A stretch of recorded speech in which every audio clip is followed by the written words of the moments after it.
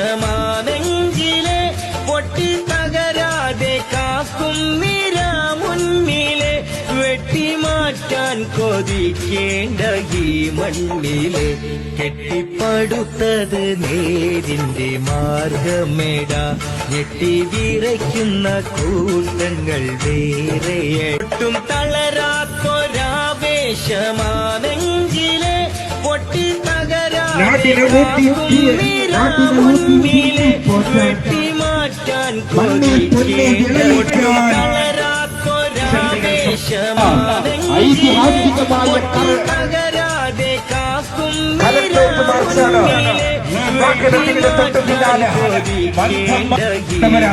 ഐക്യജനാധിപത്യ മുന്നണി Keralam ഭരിച്ചുകൊണ്ടിരിക്കുക UPA government ഉൽപ്പന്നങ്ങൾ തയ്യാറായാൽ സ്വതന്ത്ര കർഷക സംഘമടക്കമുള്ള കാർഷിക സംഘടനകൾ അഭിനന്ദിച്ചിട്ട് അതിന് മുഖം തിരിച്ചു നിൽക്കുന്ന ഇരു ഗവൺമെന്റുകൾക്കുമെതിരെ ശക്തമാക്കിക്കൊണ്ടിരിക്കുന്ന ഐതിഹാസികമായ പ്രക്ഷോഭ പരിപാടികളുടെ ഭാഗമായിക്കൊണ്ട് കാസർഗോഡ് ജില്ല ഗവൺമെന്റ് കാർഷിക വിഷയത്തിൽ ഒരു നാണയത്തിന്റെ ഇരുവശങ്ങളായി കർഷകരെ ദ്രോഹിച്ചുകൊണ്ടിരിക്കുന്ന കാർഷിക മേഖലക്കൊന്നും ചെയ്യാതെ കർഷകർക്ക് വേണ്ടി ഒന്നും ചെയ്യാതെ എന്നാലോ അവരെ ദ്രോഹിച്ചുകൊണ്ടിരിക്കുന്ന നടപടികളുമായി മുന്നോട്ട് പോകുന്ന പ്രയാസകരമായ സാഹചര്യങ്ങളിലേക്ക്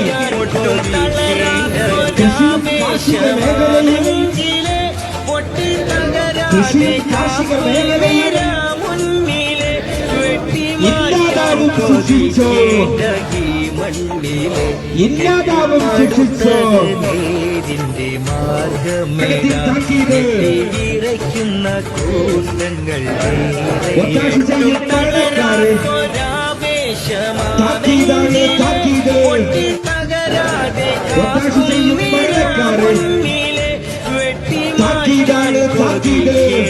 ഒട്ടും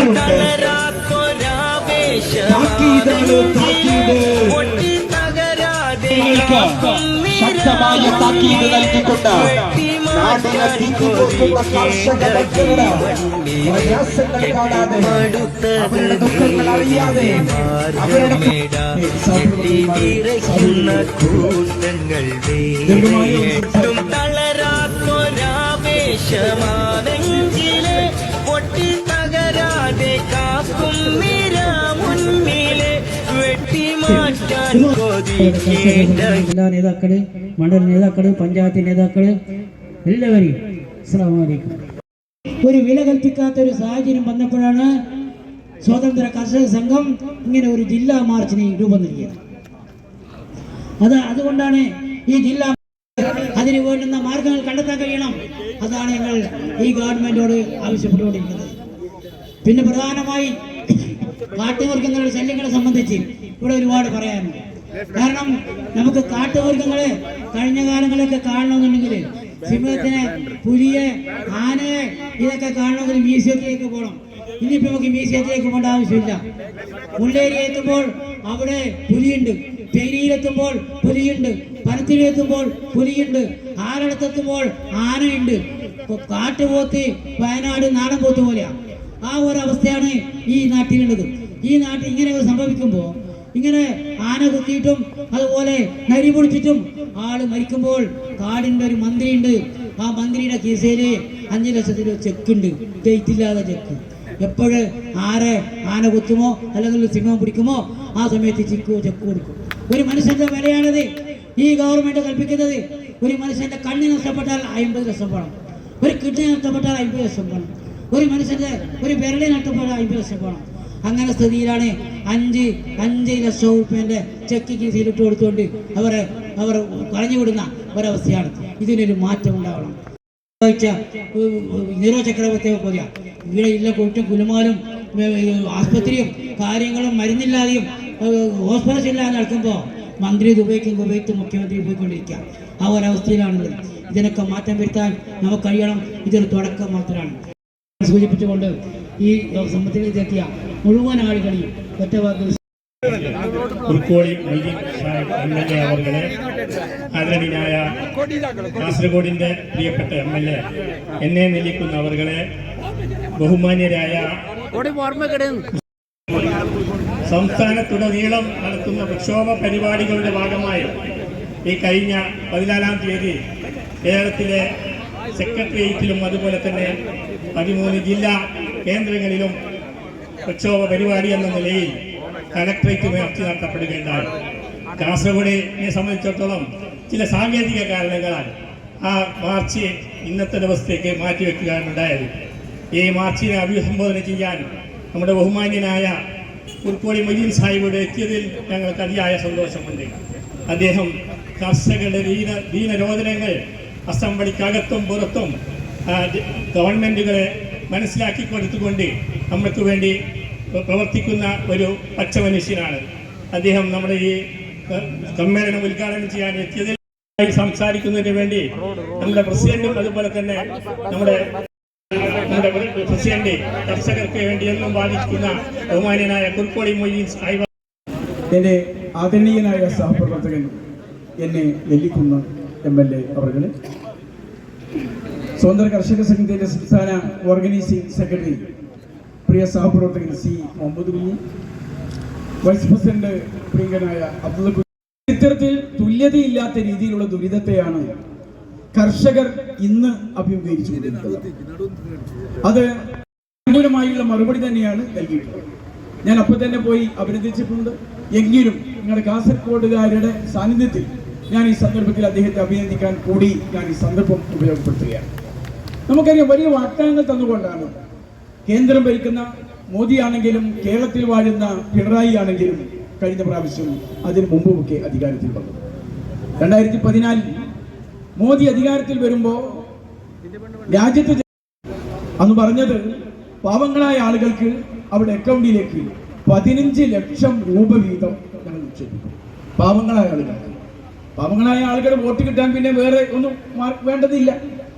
പിന്നെ പറഞ്ഞു കർഷകർക്ക് അവരുടെ ഉൽപാദന ചെലവിന്റെ 150% വില നിശ്ചയിച്ച് മുഴുവൻ കാർഷികോൽപ്പന്നങ്ങളും സംഭരിക്കാൻ സംവിധാനം ഉണ്ടാക്കും എന്ന് പ്രഖ്യാപിച്ചു. ഇത് വാഗ്ദാനം ചെയ്തു. സർക്കാർ അധികാരത്തിൽ വന്നതിന് ശേഷം അത് ആവർത്തിച്ചുകൊണ്ടേയിരുന്നു. 2017 നമ്മുടെ രാജ്യത്തെ സാമ്പത്തിക അവലോകന റിപ്പോർട്ട് വന്നു. സാമ്പത്തിക അവലോകന റിപ്പോർട്ട് വന്നപ്പോൾ ഇന്ത്യയിലെ ഒരു കർഷകന്റെ ഒരു മാസത്തെ ശരാശരി വരുമാനം കണക്കാക്കിയത് 1666 രൂപ എന്നായിരുന്നു. അന്ന് പാർലമെന്റിനകത്ത് മോദി പ്രഖ്യാപിച്ചു കർഷകരുടെ ഈ ഇപ്പോഴുള്ള വരുമാനം 2022 എത്തുമ്പോൾ, അതായത് 5 കൊല്ലം കൊണ്ട് നേരെ ഇരട്ടിയാക്കും എന്ന്, അതായത് 3332 രൂപയാക്കും എന്ന്. അതാക്കാൻ 5 കൊല്ലം കാത്തിരിക്കണം എന്നാണ് പറഞ്ഞത്. പക്ഷെ എന്തുണ്ടായി എന്നറിയാമോ? 2018 റിപ്പോർട്ട് വന്നു. പാർലമെന്റിന്റെ മുമ്പാകെ വെച്ച റിപ്പോർട്ട് വന്നപ്പോ അതിൽ 17-ലുള്ളതിനേക്കാൾ 35 രൂപ കുറയുകയാണ്. ഒന്നാലോചിച്ചോ, 1666 ഉണ്ടായിരുന്നത് 2018 1665 അവസാനത്തിലാണുള്ളത്. പുതിയ സാമ്പത്തിക വർഷത്തിലേക്ക് കടക്കാൻ പോവുകയാണ്. കർഷകരുടെ സ്ഥിതി അതേ നിലയിൽ നിൽക്കുകയാണ്. അവർ സഹായിക്കാൻ തയ്യാറായില്ല. അവർക്ക് വരുമാനം കൂട്ടുന്നു എന്ന് പറഞ്ഞുകൊണ്ട് ഒരു പെൻഷൻ പദ്ധതി പ്രത്യേക പ്രധാനമന്ത്രിയുടെ സമ്മാനം പ്രഖ്യാപിച്ചു. 6000 രൂപ 2019 കർഷകരുടെ നില താഴേക്ക് പോകുന്നു എന്ന് കണ്ടപ്പോഴാണ് അത് കൂട്ടിയത്. അതൊന്ന് ഇരട്ടിയാക്കാൻ പോലും സർക്കാർ കഴിയില്ല. വലിയ സമരം നടന്നു കർഷകരുടെ. നമുക്കറിയാം, 1.25 വർഷം അവർ ഏറ്റു, നിയമം പിൻവലിച്ചു. അത് കർഷകർക്ക് നൽകിയ വാഗ്ദാനങ്ങൾ പോലും നിറവേറ്റിട്ടില്ല എന്നുള്ളതാണ് വസ്തുത. ഇനി സംസ്ഥാനത്തേക്ക് വന്നാലോ, കേന്ദ്രത്തിന്റെ ഈ എല്ലാ പരിക്കും കേരളത്തിലെ കർഷകർക്ക് പോലും പിഴുതറിഞ്ഞു എന്നുള്ളതാണ് വസ്തുത. നമുക്ക് കിട്ടിയിരുന്ന ആനുകൂല്യം ഉമ്മൻചാണ്ടിയുടെ ഭരണകാലത്ത് നമ്മളൊക്കെ പ്രക്ഷോഭത്തിന്റെ ഫലമായി നമുക്ക് തന്നെ വ്യക്തിപരമായി തന്നെ ഈ സംഘടനക്ക് ആ നേട്ടങ്ങളിൽ വലിയ പങ്ക് വഹിക്കാൻ കഴിഞ്ഞിട്ടുണ്ട്. നാളികേര സംഭരണമാണെങ്കിലും നെല്ലിന്റെ സംഭരണം എല്ലാ ജില്ലയിലേക്കും വ്യാപിപ്പിച്ചതിനും റബ്ബർ സംഭരണത്തിന് മുൻകൈ എടുക്കാൻ കഴിഞ്ഞതിനും നീരുൽപാദനത്തിന് സംരംഭം ഒരുക്കിയതിനും അതേപോലെ തന്നെ കർഷകർക്ക് പെൻഷൻ നൽകാനുള്ള തീരുമാനമെടുത്തതിനും കർഷക ക്ഷേമ ബോർഡ് പ്രാബല്യത്തിൽ കൊണ്ടുവന്നതിലും കർഷകർക്ക് പലിശരഹിത വായ്പ നൽകാൻ തീരുമാനിപ്പിച്ചതിന് പിന്നിലും സ്വതന്ത്ര കർഷക സംഘത്തിന് പ്രത്യേകമായുള്ള പങ്ക് വളരെ വലുതാണ്. നമ്മൾ മാത്രം വിളിച്ചതാണ്. അത് രണ്ടും പേരെടുക്കാൻ ആ കാലഘട്ടത്തിൽ നമുക്ക് സാധിച്ചു. നീരുൽപാദനം നമ്മൾ മാത്രമേ ശബ്ദിച്ചുള്ളൂ. നാളികേര സംഭരണത്തിന് വേണ്ടി വേറെ ആരും ശബ്ദിക്കാൻ ഉണ്ടായിരുന്നില്ല. നെല്ലിന്റെ സംഭരണം എല്ലാ ജില്ലയിലേക്കും കൊണ്ടുവരണമെന്ന് പറയാൻ മറ്റ് സംഘടനകളും ഉണ്ടായിരുന്നില്ല. റബ്ബറിന് വേണ്ടി ശബ്ദിക്കാൻ എല്ലാ സംഘടനകളും ഉണ്ടായിട്ടുണ്ട്. തീരുമാനം നമ്മുടെ സംസ്ഥാന കമ്മിറ്റിയുടെ തീരുമാനമാണ് നടപ്പിലാക്കിയത്. CPM സംഘടന കോട്ടയത്തെ മാമൻ മാപ്പിള ഹാളിൽ കേരളത്തിലെ എല്ലാ സംഘടനകളും BJP ഉൾപ്പെടെയുള്ള അന്നത്തെ ഭരണപക്ഷവും പ്രതിപക്ഷത്തുമുള്ള എല്ലാ സംഘടനകളും വിളിച്ചുകൂട്ടി ഞങ്ങൾ ചർച്ച ചെയ്തു. ഭരിക്കണം എന്ന് പ്രമേയം പാസാക്കണം എന്ന് വാശി പിടിച്ചു. കർഷക കോൺഗ്രസിന്റെ ആളുകൾ പറഞ്ഞു 200 രൂപ എന്ന് പറഞ്ഞു. ഞാൻ നമ്മുടെ സംസ്ഥാന റബ്ബറിന് 250ഉം 200ഉം പറഞ്ഞാൽ അത് കിട്ടുകയില്ല എന്ന് ഉറപ്പാണ്. ഒരു 125 രൂപയെങ്കിലും കിട്ടണമെങ്കിൽ നമ്മൾ 150 ചോദിച്ചാൽ മതി. 125 കിട്ടിയാലും വലിയ ആശ്വാസമാകും എന്ന് പറഞ്ഞു. പക്ഷെ എന്റെ വാദം ഉൾക്കൊള്ളാൻ ആരും ഉണ്ടായില്ല അന്ന്. പക്ഷേ കർഷക കോൺഗ്രസിനെ നയിക്കുന്ന സുരേഷും ഞങ്ങളെല്ലാവരും കൂടി ഉമ്മൻചാണ്ടിയെ ചെന്ന് കാണുകയും 150 രൂപ തറവില നിശ്ചയിച്ചുകൊണ്ട് സംഭരിക്കണം. പലിശരഹിത വായ്പ 6 മാസം കൊണ്ട് ഇല്ലാതെയായി. എന്തുണ്ടായി? ഭരണം മാറി. കർഷക പെൻഷൻ 2014 തുടങ്ങുന്നത് 400 രൂപ. 2015 അത് 600 രൂപ, 50% വർദ്ധിപ്പിച്ചു. 2016 ബജറ്റിൽ അത് 1000 രൂപയായി വർദ്ധിപ്പിച്ചു. അവത്തിനായി 150% വർധന. 400 നിന്ന് മാറിയപ്പോ ഈ 1000 രൂപ അംഗീകരിക്കാൻ പോലും ഇടതുപക്ഷ മുന്നണി തയ്യാറായില്ല. 1.5 വർഷം കഴിഞ്ഞ് 2017 1000 രൂപയായി ഈ ഗവൺമെന്റ് അംഗീകരിക്കുന്നത്. 1.5 വർഷക്കാലത്തെ പാവങ്ങളായ കർഷകർക്ക് കിട്ടേണ്ട 400-ലേറെ കോടി രൂപ തട്ടിയെടുത്ത സർക്കാരിന്റെ പേരാണ് പിണറായി ഭരണകൂടം. നിങ്ങൾ ആലോചിച്ചു, ഇങ്ങനെ ഓരോ കർഷകർക്ക് ഒന്നിലധികം പെൻഷൻ കിട്ടിയും അഭ്യർത്ഥന മാനിച്ചുകൊണ്ടാണ് അന്നത്തെ സമരം ഇന്നത്തേക്ക് മാറ്റിയത്. ദൗർഭാഗ്യവശാൽ ആ UDF കൺവെൻഷനും മാറ്റിയാണ് പിന്നെ ഉണ്ടായത്. എങ്ങനെയായിരുന്നാലും ഒരാഴ്ച വൈകിയാണെങ്കിൽ നിങ്ങൾ സംഘടിപ്പിച്ചുള്ള സന്തോഷം ഞാൻ രേഖപ്പെടുത്തുകയും നിങ്ങളെല്ലാവരെയും പ്രത്യേകം അഭിവാദ്യം ചെയ്യുകയും ചെയ്തുകൊണ്ട് ഞാൻ ചുരുക്കുന്നു. നിങ്ങൾക്ക് അഭിവാദ്യങ്ങൾ. ജയ് കർഷക സംഘം. ധർണ ഉദ്ഘാടനം ചെയ്ത കേരള നിയമസഭയിൽ കർഷകരുടെ കുളിമുറികൾ ഉണ്ട് എന്ന് ഒക്കെ അറിയാം. പക്ഷെ നമ്മുടെ മുഖ്യമന്ത്രിക്ക് അത് മുഖ്യമന്ത്രി പറഞ്ഞ എൻ്റെ മകൻ അതൊന്നും അറിയില്ല എന്ന് പറയുമ്പോൾ സ്വന്തം മകനെ പോലും അദ്ദേഹം എഴുതിത്തള്ളിയിരിക്കുകയാണ്. അപ്പോൾ സ്വന്തം മകനെ പോലും എഴുതിത്തള്ളിയ ഒരു മുഖ്യമന്ത്രിയിൽ നിന്ന് നമുക്കൊരിക്കലും നീതി പ്രതീക്ഷിക്കാവുന്നതല്ല എന്നാണ് എനിക്ക് സൂചിപ്പിക്കുവാനുള്ളത്.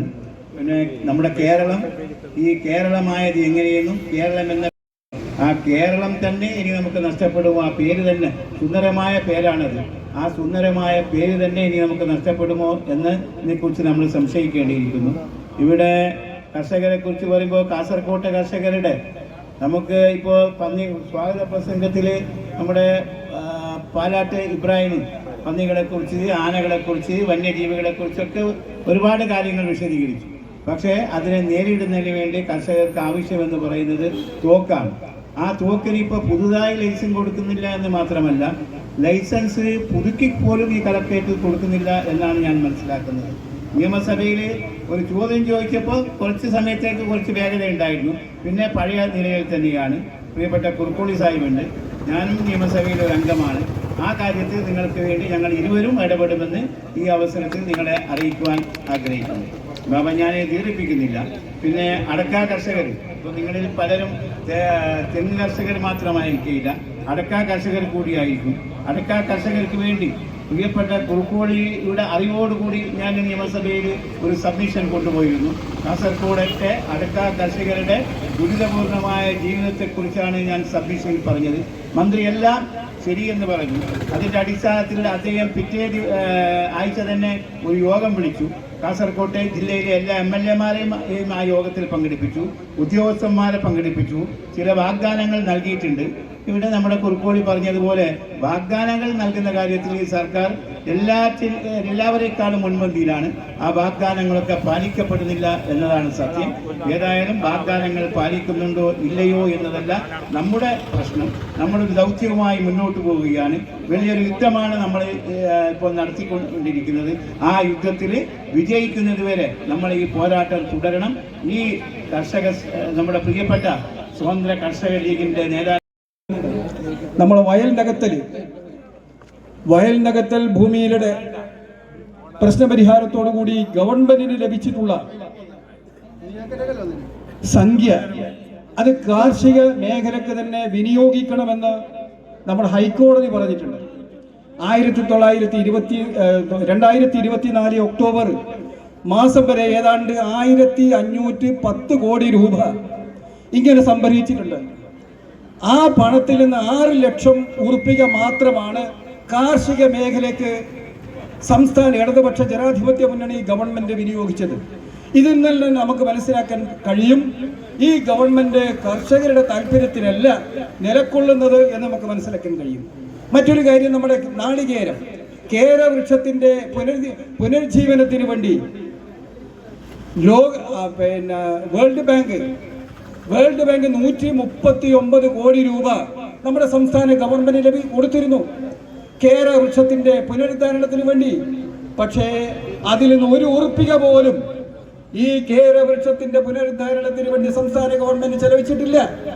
ഈ സംഖ്യ മുഴുവനും ഗവൺമെന്റിന്റെ 4ാം വാർഷിക ആഘോഷത്തിന് വേണ്ടിയാണ് സംസ്ഥാന ഗവൺമെന്റ് ചെലവഴിച്ചത്. ഇക്കാര്യം ചില പത്രത്തിലെഴുതിയപ്പോൾ, മനോരമ അടക്കമുള്ള പത്രത്തിലെഴുതിയപ്പോൾ എങ്ങനെ ഇവർക്ക് ഈ വാർത്ത ചോർത്തിക്കൊടുത്തു എന്ന് അന്വേഷിക്കുന്നതിന് വേണ്ടി ഒരു അന്വേഷണ കമ്മീഷനെയാണ് സംസ്ഥാന ഗവൺമെന്റ് വെച്ചിരുന്നത് എന്ന് നിങ്ങൾ മനസ്സിലാക്കേണ്ടതായിട്ടുണ്ട്. അപ്പൊ അതുകൊണ്ട് ഞാൻ സുദീർഘമായി സംസാരിക്കുന്നു. നമുക്ക് ഇതിൽ നിന്ന് കൂടി മനസ്സിലാക്കാൻ പറ്റും. ഈ കലക്ട്രേറ്റ് മാർച്ചിൽ പങ്കെടുത്ത മുഴുവൻ നമ്മുടെ നേതാക്കന്മാരെയും സഹപ്രവർത്തകന്മാരെയും അഭിവാദ്യം ചെയ്തു. ശാസ്ത്രീയമായി സംഘടിപ്പിച്ച ഈ കലക്ട്രേറ്റ് മാർച്ച് ഞാൻ അഭിവാദ്യം ചെയ്യുന്നു. ഇവിടെ ഉയർത്തിപ്പിടിച്ച ആവശ്യങ്ങൾ നമ്മുടെ നാട്ടിലെ അന്നദാതാക്കളായ ഭൂമിയുടെ തന്നെ അന്നദാതാക്കൾ എന്ന് പറയുന്ന കർഷകർ ഉയർത്തിപ്പിടിക്കുന്ന ആവശ്യമാണ്. മന്ത്രിമന്ദിരത്തിൽ വിലസുന്ന മന്ത്രിമാരുടെ 3 നേരത്തെ ഭക്ഷണം നൽകുന്നത് ഈ കർഷകരാണ് എന്ന് അവരെ ഓർമ്മപ്പെടുത്താൻ മാത്രം ഈ സന്ദർഭത്തിൽ ഞാൻ മുതിരുകയാണ്. ഇവിടെ പ്രസംഗിച്ച ഓരോ ആവശ്യങ്ങളും യാഥാർത്ഥ്യമാക്കുന്നതിന് വേണ്ടി കർഷകരോടൊപ്പം കർഷക സംഘം ഉണ്ടായിരിക്കും. കാസർഗോഡ് ജില്ലാ മുസ്ലിം ലീഗിന്റെ എല്ലാ അഭിവാദ്യങ്ങളും. ബഹുമാന്യനായ സംസ്ഥാന പ്രസിഡന്റും ഇന്നിവിടെ സ്വതന്ത്ര കർഷക സംഘം സംസ്ഥാന കമ്മിറ്റിയുടെ നിർദ്ദേശപ്രകാരം 14 ജില്ലകളിലും കലക്ട്രേറ്റ് മാർച്ച് നടത്താൻ തീരുമാനിച്ചതായിരുന്നു. അതിൽ 13 കഴിഞ്ഞ 14-ാം താരീഖിന് നടത്തിയിരുന്നു. ഒരാഴ്ച നീണ്ടത് മറ്റ് സാങ്കേതിക തടസ്സങ്ങൾ കൊണ്ടാണ്. അതുകൊണ്ട് കർഷകർ ഇന്ന് അനുഭവിക്കുന്ന കർഷകരെ പറ്റി നമ്മൾ പറയുകയാണെങ്കിൽ ഇന്ന് തേങ്ങക്ക് 10 കിണ്ടൽ അടക്ക കിട്ടുന്ന സ്ഥലത്ത് 5 കിണ്ടൽ പോലും കിട്ടാത്ത ഒരവസ്ഥയിൽ വളരെയധികം കഷ്ടപ്പെടുകയാണ്. മറ്റ് കർഷകരെ സംബന്ധിച്ചിടത്തോളം ഇന്ന് നമ്മുടെ പ്രസിഡന്റ് ഉദ്ഘാടകൻ നമ്മുടെ വിശദമായ എല്ലാ കാര്യങ്ങളിലൂടെ സംസാരിച്ചതുകൊണ്ട് നമ്മളിപ്പോൾ ലാസ്റ്റ് കൂടുതലും ഞാൻ സംസാരിക്കാൻ മുജസാബി MLA നേതാക്കളെ കേരള അസംബ്ലിയിൽ കർഷകരുടെ മുഴുവൻ കാര്യങ്ങൾ ഉന്നയിച്ചുകൊണ്ട് കേരള ഗവൺമെന്റിനെയും കേന്ദ്ര ഗവൺമെന്റിനെയും കുറുക്കിയെടുത്ത നമ്മുടെ പ്രിയപ്പെട്ട കുറുക്കോളി മൊയ്തീൻ സാഹിബ്, അദ്ദേഹം കേരള അസംബ്ലി നടത്തിയ തീജോജ്ജമായ പ്രസംഗം ഒക്കെയുണ്ട്. അപ്പോൾ പണ്ടുകാലത്ത് കേരളക്കാർ വിളിച്ചൊരു മുദ്രാവാക്യം ഉണ്ടായിരുന്നു. മൊറാർജി ദേശായി കേന്ദ്രത്തിൽ ഭക്ഷ്യവകുപ്പ് മന്ത്രിയായിരിക്കുമ്പോൾ ആന്ധ്രയിൽ വെളിയും ധാന്യങ്ങൾ ആന്ധ്രക്കാരുടെ കുത്തകയെങ്കിൽ ഞങ്ങളെ ഏലം കുരുമുളക് ചോദിക്കേണ്ട ദേശായി എന്ന്. ഇപ്പൊ ഏലം എവിടെയുണ്ട്, കുരുമുളക് കൊടിയുണ്ട്, ഇവിടെ ഇല്ലാത്തൊരവസ്ഥയാണ്. അതാണ് പ്രിയപ്പെട്ട കുൽക്കുൽ മൊയ്തീൻ സാഹിബ് എം.എൽ.എ അടക്കം തന്നെ അസംബ്ലി ഉന്നയിച്ചത്. ഏതായാലും ഇന്ന് ഇവിടെ നടത്തിയ നമ്മുടെ ഈ കളക്ടറേറ്റ് മാർച്ച് സൂചന മാത്രമാണ്. ഇതിന് പരിഹാരം കാണാത്ത പക്ഷം ഇത് കൊടുങ്കാറ്റായി മാറുമെന്നാണ് നമ്മുടെ ജില്ലാ സെക്രട്ടറി പറഞ്ഞിട്ടുള്ളത്.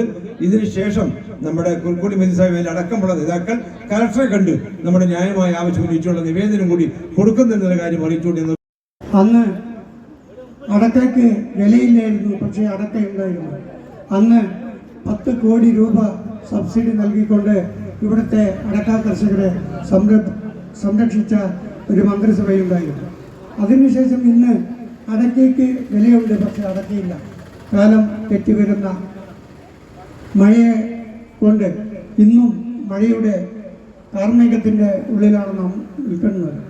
പക്ഷേ അടക്ക കർഷകർക്ക് കാലം തെറ്റിയുള്ള മഴ കൊണ്ട് ഒരുപാട് ബുദ്ധിമുട്ടുകൾ സഹിക്കുന്നു. അതിന് ഗവൺമെൻറ് സഹായം നൽകുന്നില്ല എന്ന് മാത്രമല്ല, അന്ന് പഴയ കാലത്ത് ഉമ്മൻചാണ്ടി സർക്കാരിൻ്റെ കാലത്ത് കർഷകർക്ക് നടപ്പിലാക്കിക്കൊണ്ടിരുന്ന സൗജന്യ വൈദ്യുതി പോലും ഇന്ന് കട്ട് ചെയ്തുകൊണ്ട് ലക്ഷങ്ങൾ കുടിശ്ശിക ആക്കിക്കൊണ്ടുള്ള വൈദ്യുതി ബില്ല് കൊടുക്കുന്ന ഒരു സ്ഥിതിവിശേഷമാണ് ഇന്ന് നിലവിലുള്ളത്. പക്ഷേ പണ്ട് സ്വതന്ത്ര ഭാരതത്തിൽ നാം കേട്ട ഒരു മുദ്രാവാക്യമുണ്ടായിരുന്നു, ജയ് ജവാൻ ജയ് കിസാൻ എന്ന്. പക്ഷേ ഈ നടപടികൾ, അതായത് കേവലം ചെറിയ കുർക്കോളി മൊയ്തീൻ എം.എൽ.എ അവർ ഇവിടെ കൂടിയിട്ടുള്ള സ്വതന്ത്ര കർഷക സംഘത്തിന്റെ പ്രമുഖരായ നേതാക്കളെ, പ്രവർത്തകരെ, കേന്ദ്ര സംസ്ഥാന സർക്കാരുകൾ ഏറ്റവും മോശപ്പെട്ട അവസ്ഥയിലാണ് എന്ന് നമുക്ക് നന്നായിട്ട് അറിയാം. ഇവിടെ രാജ്യത്തിന്റെ നട്ടെല്ലായ കർഷക വൃത്തി അതിനെ പരിപോഷിപ്പിക്കുന്നതിന് പകരം കൃഷിക്കാർക്ക് ആവശ്യമായിട്ടുള്ള സൗകര്യങ്ങൾ ഉണ്ടാക്കുന്നതിന് പകരം കൃഷി അപ്പാടെ കുത്തക മുതലാളിക്ക് വിറ്റുകൊടുക്കാനുള്ള തന്ത്രമാണ് കേന്ദ്ര ഗവൺമെന്റിന്റെതെങ്കിൽ അതേ ചുവട് പിടിച്ചിട്ടാണ് സംസ്ഥാന സർക്കാർ മുന്നോട്ട് പോയിക്കൊണ്ടിരിക്കുന്നത്. ഉൽപാദനത്തിന്റെ അമിതമായ ചെലവ്, അതുപോലെ തന്നെ ഉൽപ്പന്നത്തിന്റെ വില തകർച്ച, വായ്പകൾ ലഭിക്കാത്തതും ലഭിച്ച വായ്പകൾക്ക് ശക്തമായ തിരിച്ചടവിനുള്ള നിബന്ധനകൾ വെച്ചതും, അതുപോലെ തന്നെ വന്യജീവികളുടെ അക്രമം, ഈ പ്രശ്നങ്ങളൊക്കെ പ്രതിഷേധമായി എടുത്തുകൊണ്ടാണ് സ്വതന്ത്ര കർഷക സംഘം ഇവിടെ പ്രതിഷേധമായി മുന്നോട്ട് വന്നത്. എൻ്റെ പ്രദേശത്ത് തന്നെ രാത്രികാലങ്ങളിൽ കുരങ്ങന്മാർ വന്ന് തെങ്ങുമയിലെ ഇളനീറുകളെല്ലാം ഒക്കെ അത് കടിച്ചിട്ട് നാശനഷ്ടം സംഭവിക്കുന്നു. അതുപോലെ തന്നെ മരച്ചീനി, കപ്പ, അതൊക്കെ മുള്ളംപന്നി തോണ്ടി അതെല്ലാം നശിപ്പിക്കുകയും ചെയ്യുന്ന ഒരവസ്ഥയാണ് നമുക്ക് കാണാൻ സാധിച്ചത്. ഏതായാലും ഇന്ന് നടത്തിയ ഈ കർഷക ഈ ധർണയ്ക്ക് എല്ലാവിധ അഭിവാദ്യങ്ങളും. സംസ്ഥാന പ്രസിഡന്റ് ബഹുമാനനായ കുൽക്കോളി മൊയ്തീൻ സാഹിബ് എം.എൽ.എ അവർകളെ, മറ്റു നേതാക്കളെ, പ്രവർത്തകരെ, വനിതാ കർഷക സംഘത്തിന് നന്ദി അറിയിച്ചുകൊണ്ട് ഇന്നത്തെ ഈ പരിപാടിയിൽ പങ്കെടുത്ത എല്ലാവർക്കും ജില്ലാ കമ്മിറ്റിയുടെ നന്ദി അറിയിച്ചുകൊണ്ട് പ്രധാനപ്പെട്ട ഭാരവാഹികളെല്ലാം ഇവിടെ കലക്ടർക്ക് നിവേദനം കൊടുക്കാൻ പോവുകയാണ്. ഒട്ടും തളരാത്തൊരാവേശമാണെങ്കിലേ ഒട്ടി തകരാതെ കാക്കും നിരാമുന്നിലെ വെട്ടിമാറ്റാൻ കൊതിക്കേണ്ട ഈ മണ്ണിൽ കെട്ടിപ്പടുത്തത് നേരിന്റെ മാർഗമേട ഞെട്ടി വിറയ്ക്കുന്ന കൂട്ടങ്ങൾ വേറെ. ഒട്ടും തളരാത്തൊരാവേശമാണെങ്കിലേ കാക്കും നിരാമുന്നിലെ വെട്ടിമാറ്റാൻ കൊതിക്കേണ്ട ഒട്ടരാതെ കാക്കും വെട്ടിമാറ്റാൻ കൊതിക്കേണ്ട ഈ മണ്ണിൽ കെട്ടിപ്പടുത്തത് ഞെട്ടി വിറയ്ക്കുന്ന കൂട്ടങ്ങൾ വേട്ടും തളരാവേശമാണെങ്കിലേ ഒട്ടി തകരാതെ കാക്കും നിരാമുന്നിലെ വെട്ടിമാറ്റാൻ കൊതിക്കേണ്ട.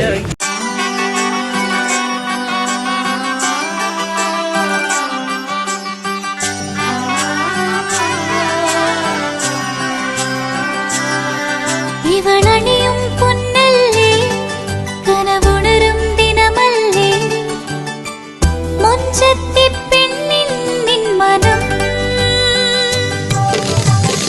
പെണ്ണഴകിനു മിഴിവേകി എന്നെന്നും മിന്നില്ലേ മാറ്റേറും പൊന്നിൻ താരമേ.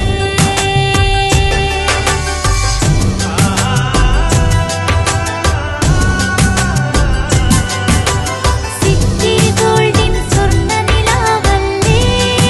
City Gold, Gold and Diamonds, Kerala and Karnataka, the glow of purity. Venus Trading and Services, your trusted partner in Qatar. Looking for reliable services in Qatar? Welcome to Venus Trading and Services, your trusted partner near Al Said Bakery in Muntasa, Doha. Let us introduce our range of activities.